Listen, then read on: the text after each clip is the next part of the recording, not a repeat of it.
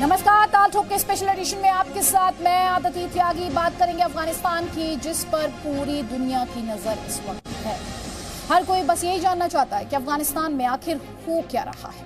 20 साल बाद अफगानिस्तान में तालिबान के कब्जे के बाद जो माहौल बना है, उसकी तस्वीरें तो आप लगातार जी न्यूज पर देख ही रहे हैं, लेकिन हर भारतीय के जहन में अफगानिस्तान से जुड़ी 22 साल पहले की वो तस्वीर आज भी ताजा है, जब IC-814 को हाईजैक कर कंधार ले जाया गया था और उस वक्त भी तालिबान ही था। इसीलिए आज ये बड़ी बहस इन सवालों के साथ, देखिए वीडियोस तो हम आपको लगातार दिखा रहे हैं, वीडियोस दिखा रहे हैं कि कैसे तालिबान के कब्जे के बाद काबुल में अफरा तफरी का माहौल, लोग किसी भी तरीके से जान जोखिम में भी डालने के लिए तैयार, बल्कि कई लोगों ने तो अपनी जान गंवा दी।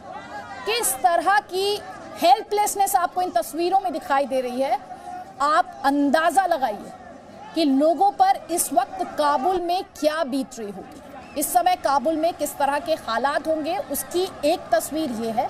लेकिन लोग डरे हुए हैं, सहमे हुए हैं, खौफ में हैं, और इस सब के लिए अगर कोई जिम्मेदार ठहरा रहे हैं किसी को, ये तो ये अमेरिका को जिम्मेदार ठहरा रहे हैं। अमेरिका से धोखे की बात कर रहे हैं, अमेरिका ने तालिबान को मौका दिया है वापसी का, ये आरोप लगातार लगा रहे हैं। बड़ी तस्वीर है, एक बड़ी तस्वीर है, क्योंकि दुनिया इस बड़ी डेवलपमेंट से अछूती नहीं रहेगी। और ख़ासतौर पर भारत की बात की जाए तो जैसे कि हमने आपसे शुरू में ही कहा, IC-814 का अपहरण और उसके बाद किस तरह से 3 आतंकियों की रिहाई कराई गई, वो विमान कंधार ही ले जाया गया था और एक बड़ा रोल उसमें भी तालिबान का रहा था। ऐसे में सवाल ये है, क्योंकि बहुत इंटरेस्टिंग खबरें भी आ रही हैं, चाइना तालिबान को मंजूरी दे सकता है, इस तरह की खबरें आ रही हैं, रशिया इनसे बातचीत के लिए तैयार है, ये भी खबरें आ रही हैं। तो बड़ा सवाल ये, क्या तालिबान को अब लेजिटिमेसी मिलने वाली है?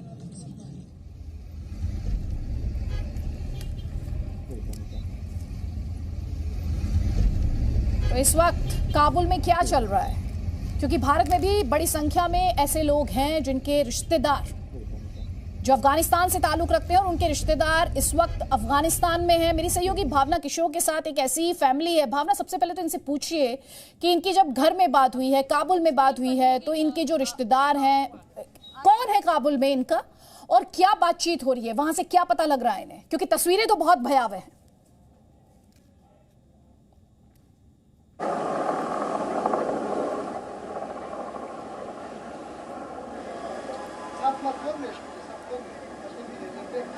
भावना तक मेरी आवाज़ नहीं पहुंच पा रही है, लेकिन तस्वीरें हम आपको लगातार दिखा रहे हैं। 15 अगस्त 2021 किस तरीके से कई एक्सपर्ट्स भी चौंक गए, जितनी तेज़ी से तालिबान काबुल पहुंचा है। उंगली अमेरिका की तरफ भी उठ रही है, अमेरिका का धोखा इसे करार दिया जा रहा है। लेकिन इस सब के बीच एक बड़ी इन्फॉर्मेशन, देखिए प्रोटेस्ट लगातार जारी है, किस तरह से अफगानी लोग जो दुनिया भर में फैले हैं वो प्रोटेस्ट कर रहे हैं, उसकी तस्वीरें भी हम आपको दिखाएंगे आगे इस ब्रॉडकास्ट के दौरान। लोगों के इस गुस्से को समझने की कोशिश की जानी चाहिए, महिलाओं का क्या होगा, बच्चियों का क्या होगा, उनको लेकर तालिबान किस तरह के नए नियम कायदे लेकर आएगा, उसको लेकर लोगों में डर है। क्योंकि जब पिछली बार आया था, जब पिछली बार अमेरिका ने जब तालिबान को खदेड़ा था, तो सेलिब्रेशन की बहुत खूबसूरत तस्वीरें तब आई थी। साथ ही एक बड़ी खबर आपको दिखा रहे हैं, भारत की अध्यक्षता में अब से बस थोड़ी ही देर बाद UNSC की बैठक होने जा रही है। UNSC के 2 अस्थायी सदस्यों ने इस बैठक की मांग की है, भारत इसकी अध्यक्षता कर रहा है, अगस्त के महीने के लिए अध्यक्षता भारत के पास है।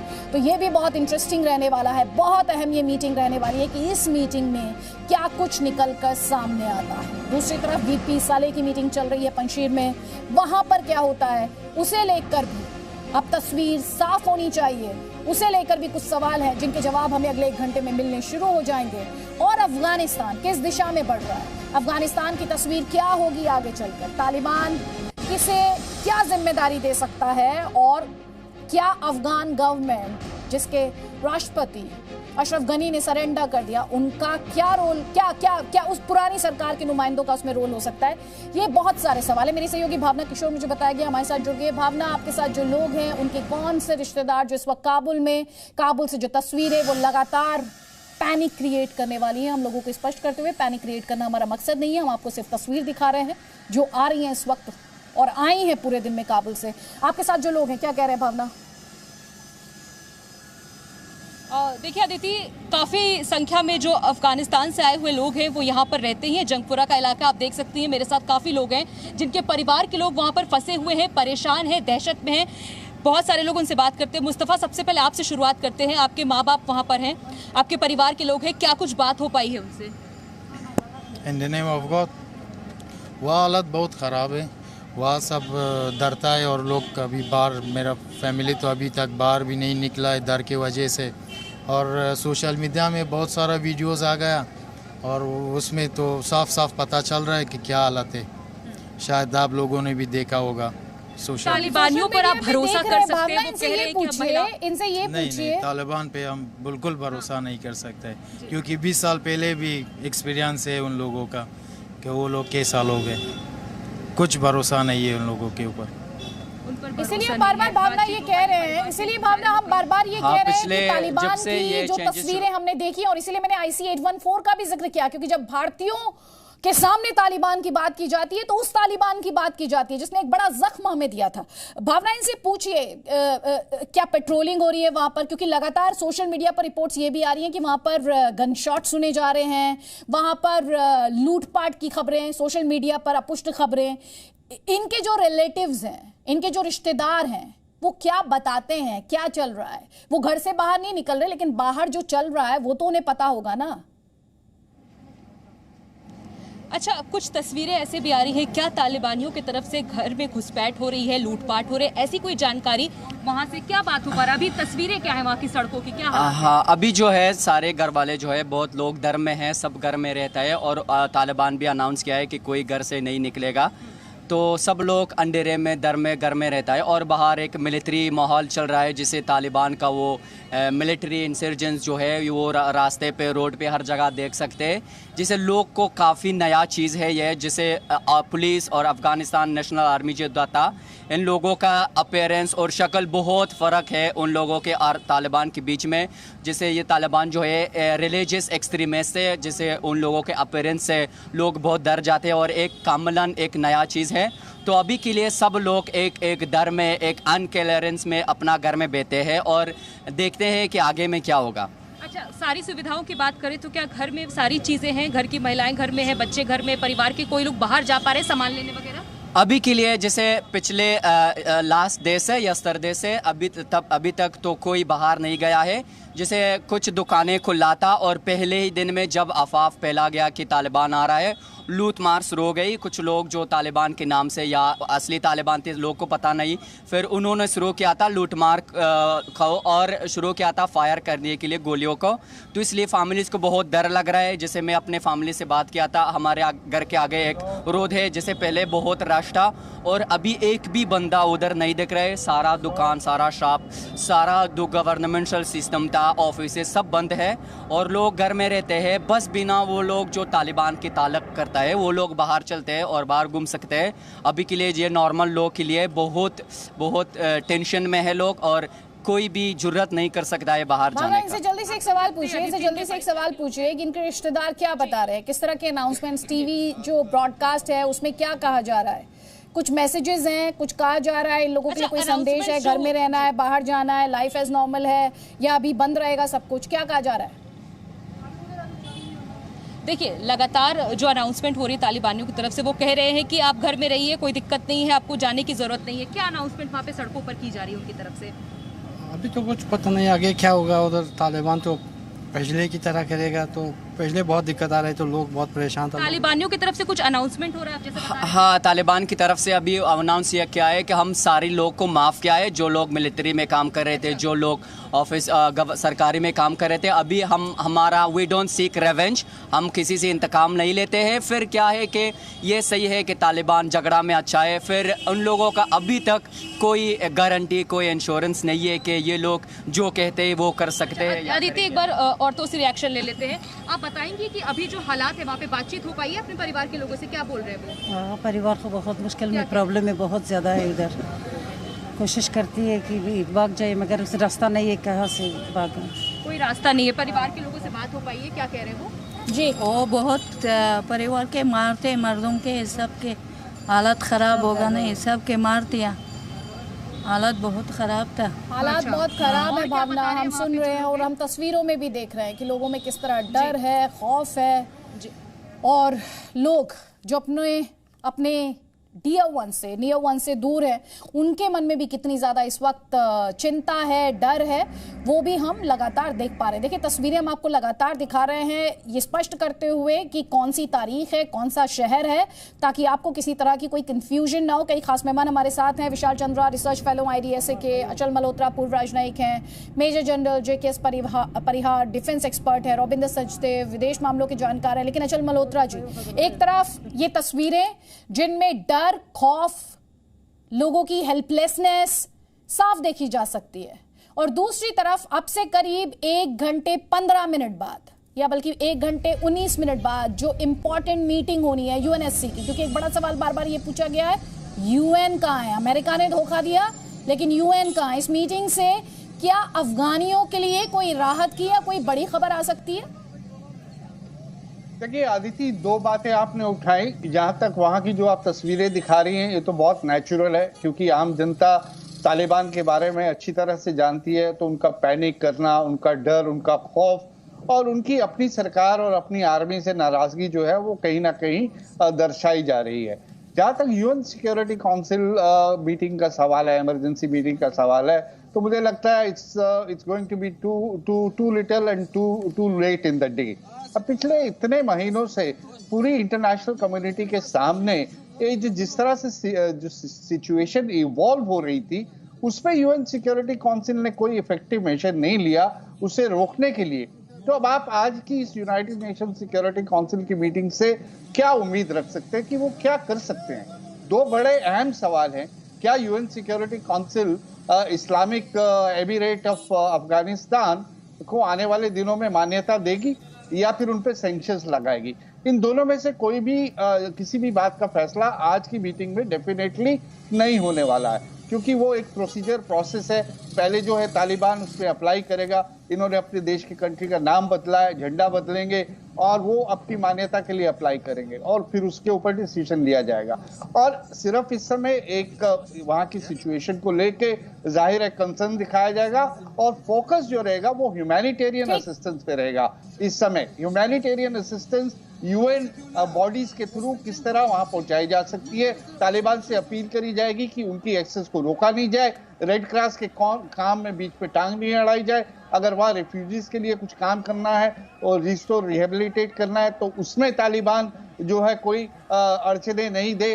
तो इस समय फोकस जो रहेगा ह्यूमैनिटेरियन उस पर रहेगा। और देखिए ग्लोबल प्लेयर जो हैं वो ये UN सिक्योरिटी काउंसिल कोई सुपर ह्यूमन बॉडी तो है नहीं, वही ग्लोबल प्लेयर्स हैं जो बाहर गेम खेल रहे हैं अफगानिस्तान को लेके। रशिया चाइना एक तरफ, अमेरिका दूसरी तरफ, पीछे उनके यूरोप के जो दूसरे 2 परमानेंट है।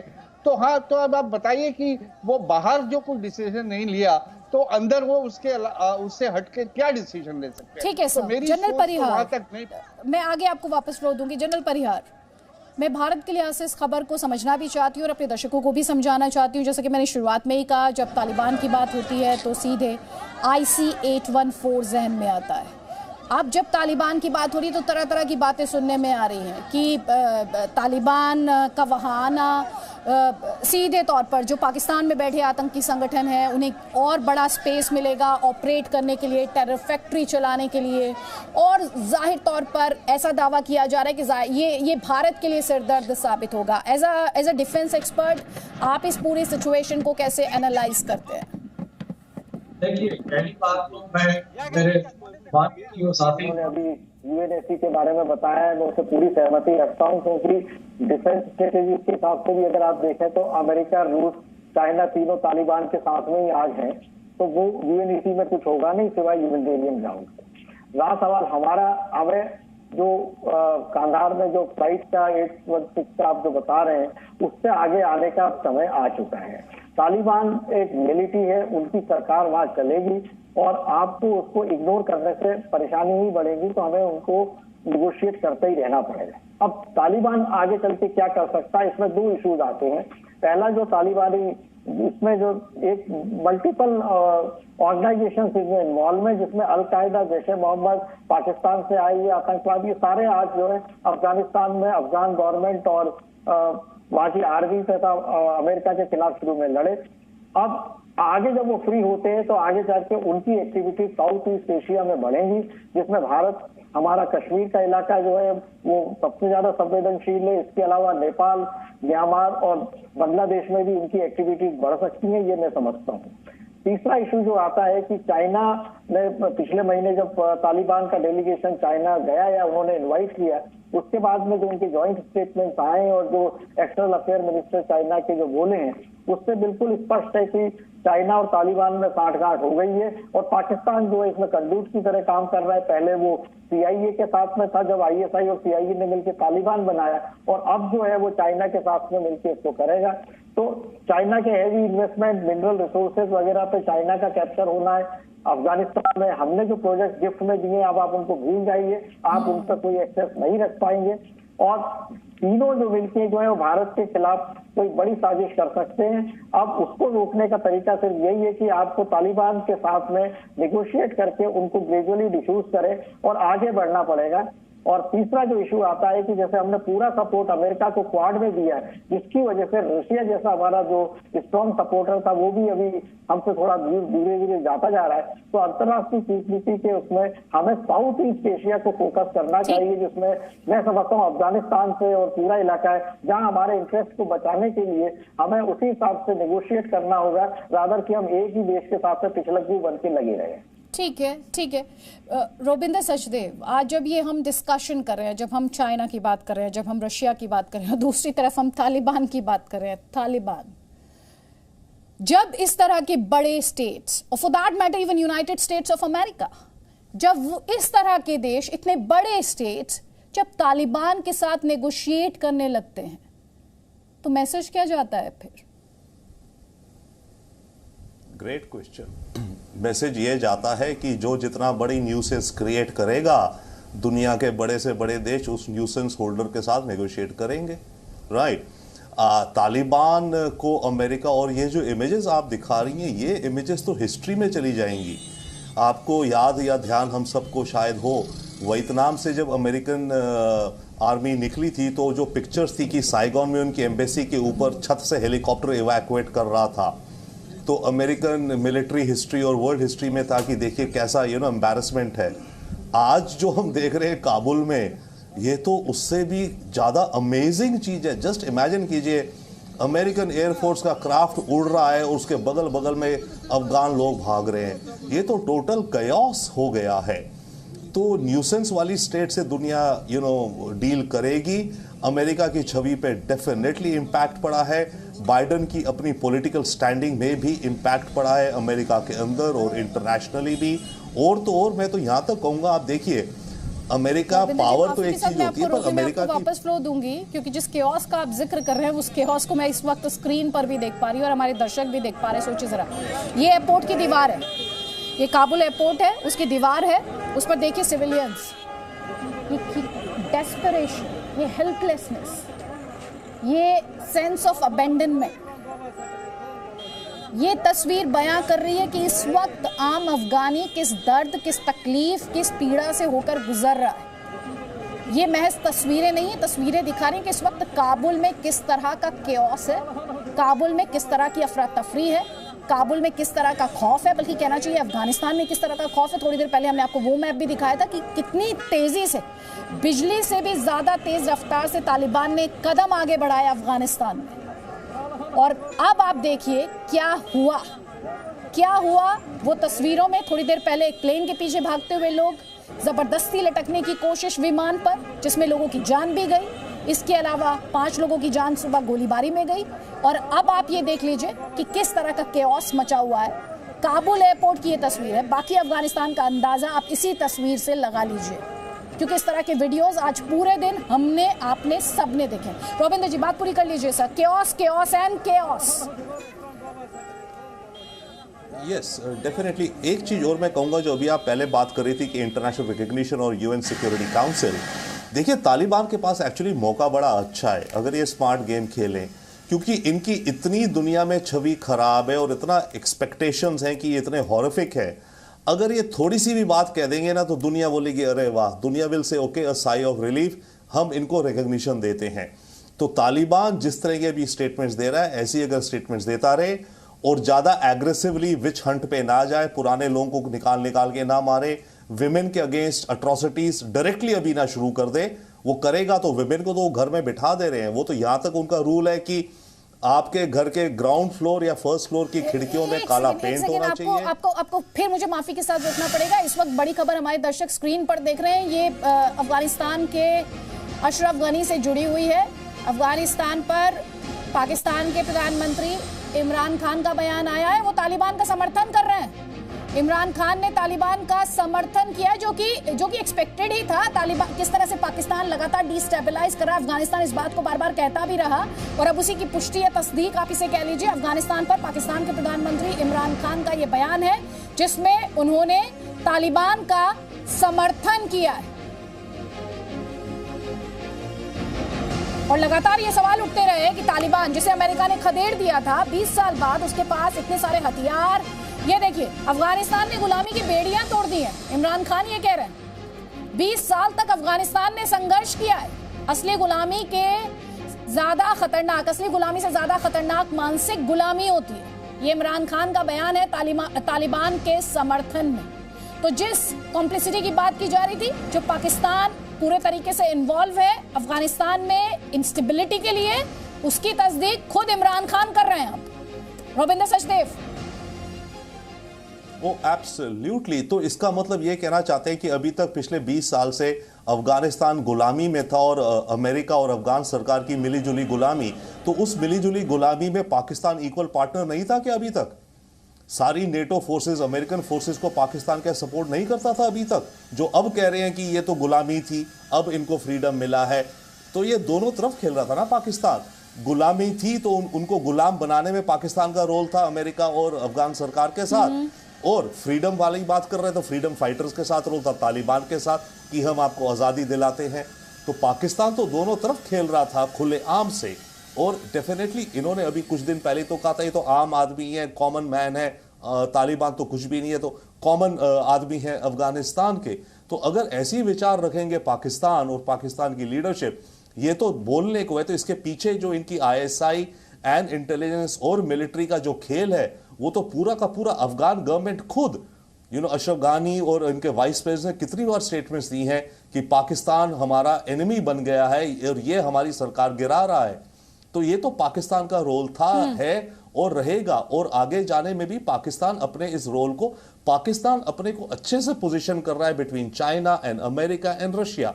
ये कहेगा जिसको भी आना है यहां काम करो, मैं तालिबान को संभाल लूंगा और मैं आपको सिक्योरिटी भी दूंगा। मेरी आर्मी तो एक, जैसे कहते हैं ना, ठेकेदार आर्मी है। आपको जहां सिक्योरिटी चाहिए मैं वहां पे 1000 पाकिस्तानी सोल्जर लगा दूंगा, आप हमें साल के $10 मिलियन $50 मिलियन दे देना।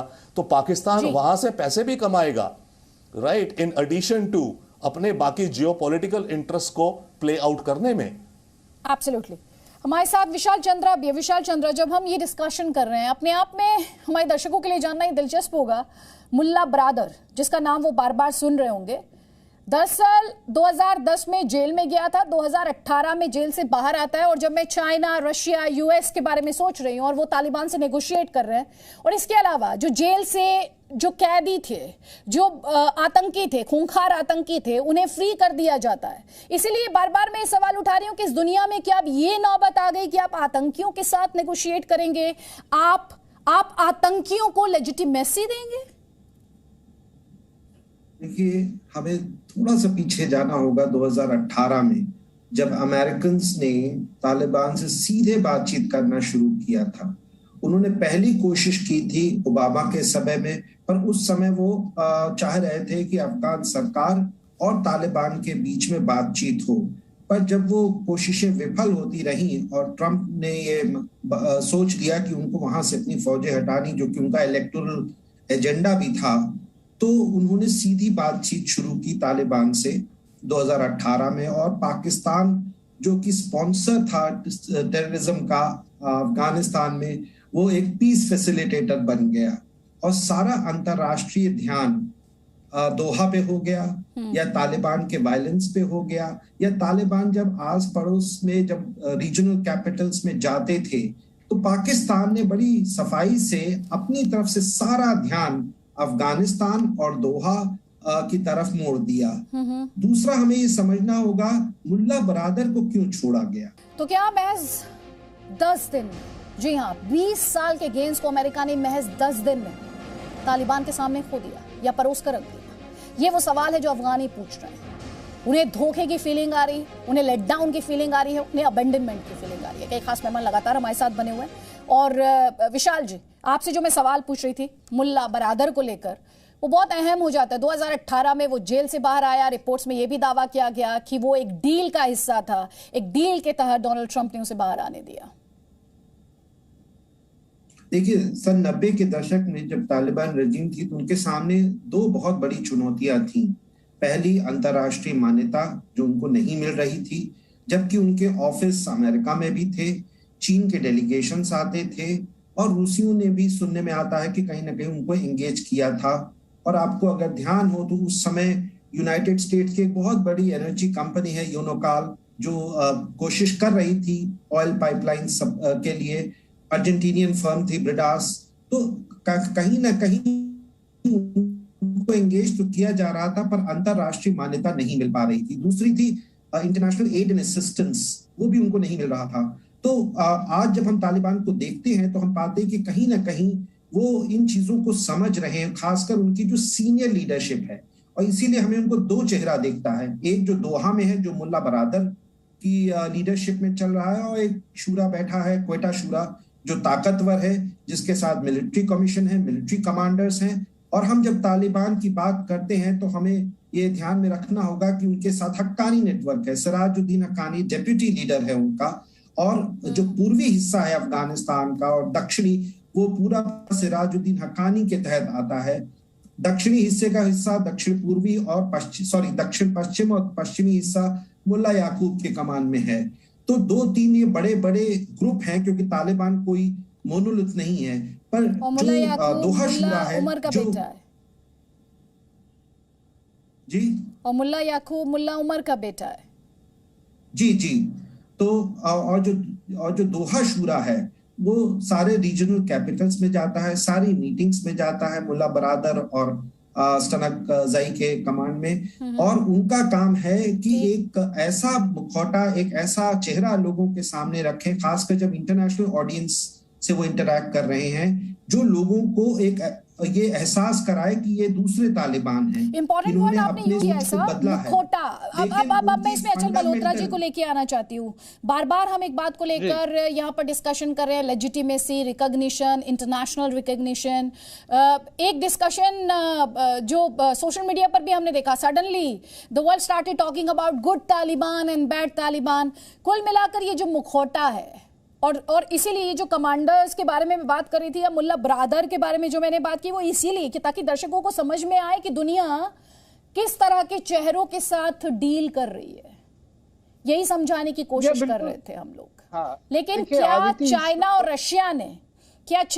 रशिया ने तालिबान का काम आसान कर दिया पाकिस्तान के साथ मिलकर? और दूसरा एक सवाल जो बहुत बेसिक सवाल है सर, वो ये कि 90,000 तालिबान के फाइटर्स और इधर करीब 3 लाख अफगानी फोर्सेस की बात अमेरिका कर रहा था, वो टिक क्यों नहीं पाए यहाँ पर? देखिए आदित्य, आपके दूसरे सवाल का जवाब मैं पहले दे देता हूँ। 90,000 वर्सेस 3-3.5 लाख की जो आप बात कर रहे हैं, ये 90,000 अकेले नहीं थे। इनके पीछे बहुत बड़ी लॉजिस्टिक सपोर्ट थी, मॉरल सपोर्ट थी, मटेरियल सपोर्ट थी। और वो कहाँ से आ रही है, इस बारे में हम सब चर्चा कर चुके हैं। Pakistan supported by China. तो ये 90,000 लोग खुद ऐसे नहीं लड़ रहे थे। और दूसरा, थोड़ा सा जैसा मैंने पढ़ा है, जैसा मुझे जानकारी मिली है, आर्मी की स्ट्रेटेजी में भी थोड़ी गलती थी। उन्होंने अपना पूरा फोकस मेट्रो सिटीज को डिफेंड करने में लगा रखा था शुरू में। तो जो आपके जो एक्सटीरियर, जो बाहर के एरियाज हैं, वो ऑलमोस्ट अनगार्डेड थे। इसमें हमारे डिफेंस एक्सपर्ट जो है वो मुझे करेक्ट कर सकते हैं अगर मेरी सोच गलत है। तो बहरहाल मल्टीपल फैक्टर्स से जिसके चलते हुए दुनिया ने सोचा नहीं था जिस तेजी के साथ अफगानिस्तान पे तालिबान ने कब्जा कर लिया। अभी आपने दूसरा सवाल जो उठाया, गुड तालिबान, बैड तालिबान, ये चर्चा तो कई साल पहले हो गई थी। और हम बार बार कहते आ रहे हैं कि आतंकवादी होता है, कोई उसमें गुड और बैड वाली बात होती नहीं है। अब देखिए, आपका जो तालिबान 2.0 है वो इस बात का महसूस करता है, तो एटलीस्ट वो अपनी जो एक इंटरनेशनल इमेज है उसको बनाने के लिए बहुत सारी ऐसी स्टेटमेंट्स दे रहा है जिससे वो कहना चाह रहा है कि हम ये जो इस बार आ रहे हैं हम रिफॉर्म्ड तालिबान हैं, हम पीसफुल जो है ट्रांसफर ऑफ पावर चाहते हैं। देखिए, हमने काबुल में कोई खून खराबा नहीं होने दिया, तो इसलिए ये बात जो है ये हमारी रिकॉग्निशन के रास्ते में आनी नहीं चाहिए, ये उनका कहना है। फिर वो भारत को लेके भी कहते हैं, उन्होंने ये भारत के लिए स्टेटमेंट दी कि वो इस बात की कदर करते हैं कि हमने भारत ने इतना इन्वेस्टमेंट किया, वहां पे इतना इंफ्रास्ट्रक्चर खड़ा किया, हमने अफगान लोगों की कितनी ज्यादा मदद करी, और आने वाले वक्त में वो चाहेंगे कि भारत फिर आए और अफगानिस्तान की रिकंस्ट्रक्शन और रिहैबिलिटेशन में उनकी मदद करे। तो और चाइना का जहां तक सवाल है, चाइना के फॉरेन मिनिस्टर ने मिलकर उनके साथ फोटो खिंचवा के बहुत पहले ही इस बात को अनाउंस कर दिया कि अगर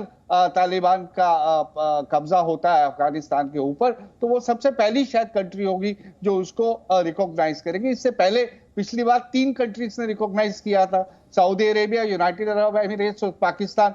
इस बार चाइना और जुड़ेगा, 4 to begin with, on the presumption की शायद बाद में कुछ ऐसी तालिबान की तरफ से, जैसे रॉबिन भी कह रहे थे कि तालिबान कुछ ऐसे एग्जाम्पल्स सेट करे जिसके चलते इंटरनेशनल कम्युनिटी उसे इंटरनेशनल फोल्ड में एक्सेप्ट कर ले। ठीक, जनरल परिहार, एक मुखौटे की बात हम यहाँ पर कर रहे हैं। हम लगातार जिस तरह के वेपन्स, जिस तरह की ट्रेनिंग ये जो तालिबानियों के पास थी, जिसके सामने अफगान फोर्सेस तक नहीं टिक पाए, मैं आपसे फ्यूचर को लेकर डिस्कशन करना चाहती हूँ। मैं खास तौर पर इसमें इंडिया सेंट्रिक डिस्कशन चाहती हूँ आपसे। अब भारत को आगे कैसे बढ़ना चाहिए? हाँ, मैं इसके पहले 1 मिनट लूंगा। जो मुझसे पहले पूछा गया था कि अफगान आर्मी कोलैप्स क्यों हुई, तो मैं उसमें ये ऐड ऑन करना चाहूंगा कि अफगान आर्मी का सारा जो लॉजिस्टिक सपोर्ट है, जो ऑर्डिनेंस रिलेटेड होते हैं, सप्लाई से, जो सारा अमेरिकन आर्मी का होता था, और 3 लाख की फिगर उनकी जो थी वो ऑन पेपर थी। करप्शन इतना ज्यादा था कि वो आर्मी टोटल जो है उनकी 80-90 हजार से ज्यादा की थी नहीं। उसकी सारी सैलरीज जो थी वो अशरफ गनी गवर्नमेंट के ऑफिशियल और आर्मी के वहां के जो थे वो लोग आपस में मिल बांट के खाते रहे, क्योंकि करप्शन उनको खा गया। सिर्फ 20 हजार उनके पास में कमांडोज थे, जिनको भी बाद में लॉजिस्टिक सपोर्ट नहीं मिला, तो वो आर्मी में काफी डिससेटिस्फैक्शन था। अब हमारा जो स्ट्रेटेजी के हिसाब से जो आगे फ्यूचर क्या होना है, तो मैं डिफेंस के हिसाब से अगर देखा जाए तो हमारा सबसे बड़ा जो प्राइम फोकस जाता है वो गिलगित बाल्टिस्तान और पीओके में इनकी तालिबान की बढ़ती हुई एक्टिविटी थी। जैसे सब बात कर रहे हैं कि तालिबान जो है वो इंटरनेशनल रिकॉग्निशन लेने के लिए एक मॉडेस्ट फेस सामने रख रहा है, तो इमीडिएट फ्यूचर में तालिबान की एक्टिविटीज यहाँ नहीं बढ़ेंगी, पर आगे चल के उनके एक्टिविटीज जो है वो इस इलाके में बिल्कुल बढ़ना है। मैं मान के चलता हूँ, क्योंकि पाकिस्तान ISI को और आर्मी के वहाँ के जो जनरल्स हैं वो इतने करप्ट हो चुके हैं कि जो इलीगल ट्रैफिकिंग ओपियम की होती है, अफगानिस्तान दुनिया में सबसे बड़ा ओपियम रिलेटेड है और तालिबान उसको कैप्चर कर चुका है। पूरा मार्केट लीगल इलीगल ट्रैफिकिंग वो तालिबान पिछले 10 साल से कर रहा है, ये इनकी नेक्सस है। तो असली लड़ाई ओपियम और इंफ्रास्ट्रक्चर के मिनरल्स वगैरह की है, वो इसलिए पाकिस्तान का सपोर्ट वाजिब है। अब पाकिस्तान चाइना के सपोर्ट के साथ में तालिबान धीरे धीरे आगे आएगा। मगर रहा सवाल रिकॉग्निशन का, तो मैं आपको मेरा प्रेडिक्शन यही कि भारत भी तालिबान को 3 महीने के अंदर में रिकॉग्नाइज करेगा, बिकॉज जब बाकी बड़े देश उसमें आ जाएंगे तो उसके बाद में जब उसको यूनाइटेड नेशन में उनको मेंबरशिप अगर मिलती है as a representative of a people of Afghanistan, फिर हमारे पास में कोई चॉइस नहीं रहती। तीसरा, जैसे 99 में जब हाईजैक हुआ था, हमारा कोई डिप्लोमेटिक उनसे कॉन्टेक्ट नहीं था, वो इस चीज ना आए, इसलिए हर हालत में अफगानिस्तान की जो भी गवर्नमेंट आएगी उसके साथ में भारत के रिलेशंस डेफिनेटली बनेंगे। और डिफेंस स्ट्रेटेजीज जो कहती है वो ये है कि आप इनको ग्रेजुअली डिफ्यूज करिए, बजाय इसके कि प्रोएक्टिव करके आप उनके अगेंस्ट में जाके उनको और हमसे ज्यादा दूर करें और चाइना पाकिस्तान के साथ ही चले जाएं। जी, रोबिंदर सचदेव भी हमारे साथ है। रोबिंदर सचदेव, जो हम तालिबान के बारे में डिस्कशन कर रहे हैं और चाइना के बारे में भी बात कर रहे हैं, दोनों के बीच नेगोशिएशन की बात कर रहे हैं, सवाल जो उठना चाहिए, वीगर मुसलमान ना तालिबान को दिखते हैं ना चीन को दिखते हैं, सवाल ये भी उठेगा तो आपस में क्या नेगोशिएशन हुआ इनके बीच। सवाल ये भी उठेगा क्या कुल मिलाकर पाकिस्तान और चाइना की बात अगर हम स्पेसिफिकली करें, ये जो पूरी तालिबान ओरिएंटेड स्ट्रैटेजी है, क्या वो इंडिया को देखकर बनाई गई है, इंडिया की ग्रोइंग माइट को देखकर बनाई गई है? वो दोनों चीज को देख के बनाई गई है, इंडिया की ग्रोइंग माइट को भी, एंड सेकेंडली ये जो इलाका है सेंट्रल एशिया का जिसे कहा जाता है ग्रेट गेम, उस ग्रेट गेम के लिए भी और भारत के लिए भी।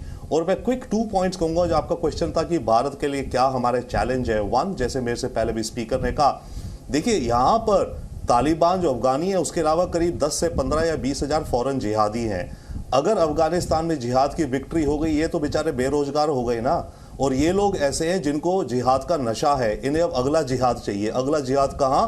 आईएसआई और चाइना मिलकर के पीओके की तरफ, नेपाल, हमारे जितने भी बाउंड्री है यहां से अब हमें बहुत ज्यादा सिक्योर होना चाहिए, वन। सेकेंडली इसके साथ ओपीएम ड्रग का पैसा, तो पैसा एंड जिहादी, हमें अपने बॉर्डर्स को मोस्ट सिवियरली रिस्ट्रिक्ट करना चाहिए, that is one immediate. Second, Iran, हमारे पास कुछ छोटी सी अपॉर्चुनिटी है जो हमें करना चाहिए, वो है कि ईरान के ऊपर जो सैंक्शंस अमेरिका ने लगाई हुई हैं जिसके चलते हम ईरान से कुछ आगे नहीं बढ़ पा रहे और हम तो टोटल इस एरिया से बाहर हो गए हैं, राइट। तो अगर हमें ईरान के साथ कुछ अपने रिश्ते बढ़ाकर सेंट्रल एशिया की तरफ जाना है तो अमेरिका भी कुछ हद तक सॉफ्ट है कि न्यूक्लियर सैंक्शंस हटाई जाएं चाइना से। हमें एज अ फ्रेंड अमेरिका को कन्विंस करना चाहिए सैंक्शंस आप हटाओ, आपका और हमारा दोनों का फायदा है, और जिसके चलते हम ईरान के साथ अपने रिश्ते कुछ बढ़ाएं और हम सेंट्रल एशिया की तरफ कहीं पहुंचे। अगर हम ये ईरान सैंक्शंस नहीं हटी तो हम तो टोटल ब्लॉकआउट हो जाएंगे इस जोन से, that is one. Secondly foreign जिहादी को आईएसआई इधर भेजेगा, प्लस अफगान के भी ऑलरेडी जो तालिबान हैं बड़े सारे 2-2.5 लाख जितने भी हैं, उनमें से भी 5-10% ऐसे होंगे जो अगला जिहाद ढूंढेंगे। अगला जिहाद का उइगुर वो जाएंगे नहीं क्योंकि चाइना से डील है कि वहां नहीं आना है, तो चाइना तो क्लास ले लेगा इनकी। रशिया की तरफ जा नहीं पाएंगे, रशिया भी स्ट्रिक्ट रह रहा है, चेचन इंगुश। तो पाकिस्तान और चाइना मिलकर भारत के जितने भी इनको अपॉर्चुनिटीज देखेंगे, हमारे पीओके साइड में, हमारी चाइनीज बाउंड्री में, हमारी नेपाल बाउंड्री जहां से पहले भी इन्फिल्ट्रेशन होती है, यहां से इन्फिल्ट्रेशंस बढ़ेंगी आतंकियों की और पैसे की, क्योंकि अब तो इनको खुलेआम, अभी तक तो चलिए ओपीएम ड्रग जितना भी ट्रेड बहुत चल रहा है जिससे पैसा कमा रहे हैं, बट अब तालिबान के अंडर तो ओपीएम ट्रेड और ओपीएम बिजनेस और ज्यादा बढ़ जाएगा, राइट। तो ये जो स्मगलिंग चैनल्स हैं जो ड्रग्स की, इनके थ्रू पैसा आएगा एज वेल एज आतंकी भारत की तरफ पुश किए जाएंगे। हमें इस चीज को प्रिवेंट करना है। Sorry, can India negotiate? India can, not much actually, India cannot, but where India can play a role is to bring peace between or sanctions lifting against Iran. ठीक, वो एक कॉन्क्रीट चीज हम कर सकते हैं। उसके अलावा अभी जो अभी जो इवॉल्व हो रहा है थिएटर, इस थिएटर पे हम कुछ ज्यादा नेगोशिएट नहीं कर सकते। और यस, हम ऑफर, जो तालिबान भी कह रहे थे कल, आज उन्होंने कहा भाई भारत आप तो हमारे दोस्त हैं, मिलिटरीली हमसे कुछ मत कीजिए, हमारी कंस्ट्रक्शन की एड में मदद में आइए आप आगे चल के, तो वहां हम जाके एड करेंगे। पर एड करने का आपको कॉन्क्रीट फायदा थोड़ी हमें मिलता है। ठीक है, गुडविल जनरेट हो जाती है, गुडविल तो अफगानिस्तान में हमारी बहुत है, बहुत है। तालिबानी लोगों के बीच में भी all sections of Afghanistan Hindustan को प्यार करते हैं, बट वहां जो ये फितरत वाले एलिमेंट्स हैं, जो पॉइजनस एलिमेंट्स हैं, उन्होंने ये पूरा गेम हमारे खिलाफ कर दिया है और पाकिस्तान उसको लीवरेज करेगा, पाकिस्तान इस तरफ पुश करेगा। हमारे पास अनफॉर्चुनेटली इस समय लीवरेज, आई डोंट नो, मेरे ख्याल से कोई लीवरेज नहीं है हमें। बहुत बहुत शुक्रिया विशाल चंद्रा, अचल मल्होत्रा, मेजर जनरल JKS परिहार, रविंद्र सचदेव, इन पूरे इनसाइट्स के लिए। तो एक शब्द का इस्तेमाल अभी किया रविंद्र सचदेव ने, थिएटर।